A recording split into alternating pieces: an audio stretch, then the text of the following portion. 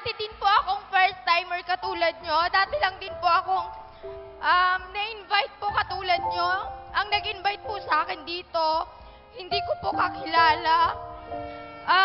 Yun. 5 years po ako naging yaya. 15 years old pa lang po ako. Naging yaya na po ako. Galing po ako sa province po ng Bicol. 5 years po yun. Naging yaya po ako. Na-invite po ako sa UNO. At age of 20. Ngayon po 3 years ko nang ginagawa po si UNO. Sa totoo lang po, hindi po ako ganun kabilis kumita ng malaki sa UNO. 3 taon po yung inantay ko.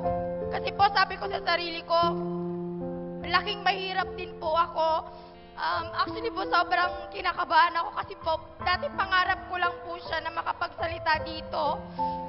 Ngayon po, na nandito na po ako, sobrang kinakabahan na sobrang tuwang-tuwa po ako kasi hindi ko po sukat akalain na ako po, dating yaya, high school graduate, pwede po ako makapag-share dito sa harapan kung paano ko ginawa si UNO.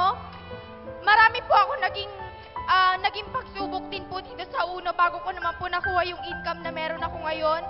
Yung resulta po na meron ako ngayon, marami din po akong pinagdaanan, pero isang bagay lang po yung tinatag ko sa isip ko. Ayoko pong mamatay kaming mahirap. Ayoko po habang buhay na nilalait lang kami ng mga ibang tao. Kumbaga po kasi namulat po ako sa kahirapan mula pagkabata ko. Ni minsan po hindi namin naranasan magkaroon ng alam mo yun, magandang buhay. Kaya po nung nakita ko si UNO, eto na po yung naging way ko para maabot ko po yung mga pangarap ko. Actually po, hindi ko po kinakaya kung ano po yung itsura ko dati. Sobrang pasalamat po ako sa UNO products kasi, kumbaga, ginamit ko lang po siya. Yan po yung itsura ko dati bago ko na-invite sa UNO. Ngayon po, ito na po, kumbaga marami po nagbago sa akin, hindi lang sa itsura ko, sa ugali ko, sa pagkatao ko, dahil po sa UNO, mas naging matured po ako. At hindi po sa akin naging hadlang yung high school graduate lang po ako para hindi ko po makuha yung pangarap ko. Hindi rin naman po ito mangyayari sa akin kung hindi rin naman po dahil sa mga tulong ng mga taong nakapaligid sa akin. Yung mga uplines ko po na laging sumusuporta sa akin, yung mga leaders ko po, yung mga downlines ko, at yung mentor ko po na tinuring kong ama po sa UNO, si Upline Willard.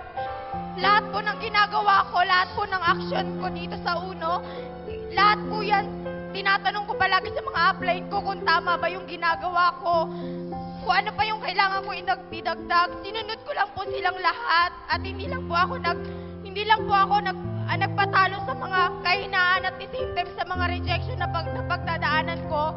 Tumuloy lang po ako at naniwala po ako. Sabi ko, dati ini-imagine ko lang po pag umakit yung upline ko dito sa stage. Sabi ko, darating ang time, may experience ko din po yung na-experience niya.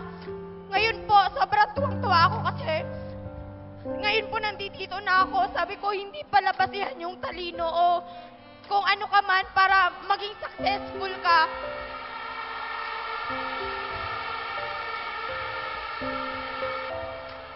Lahat po tayo, kung naniniwala po ako kung bakit tayo nandito sa lahat sa UNO, bigay po ito ni God sa atin.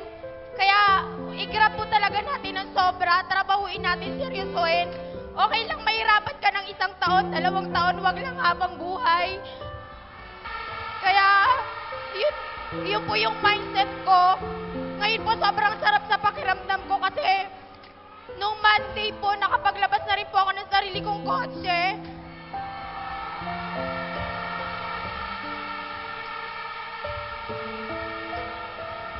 Nabili ko po siya. Matagal ko po siyang nakuha. 3 taon po. Kasi breadwinner po ako sa pamilya ko. Halos ako lang din po kasi yung inaasahan. Pero, kumbaga sabi ko sa sarili ko, masarap din po palang nabibigay mo yung gusto ng magulang mo at nakukuha mo rin yung gusto mo para sa sarili mo.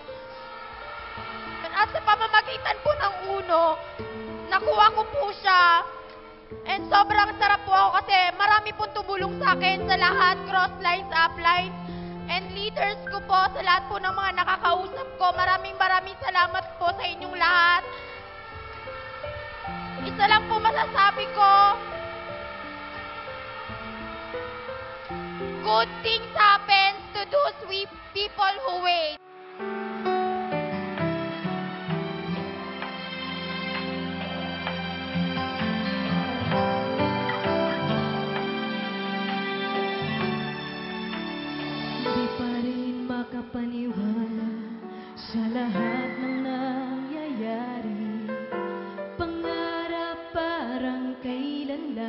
panaginip ko'y nakita. Ngayon ay dumating nang bigla sa akin. Pwede ba ako makyat sa taas?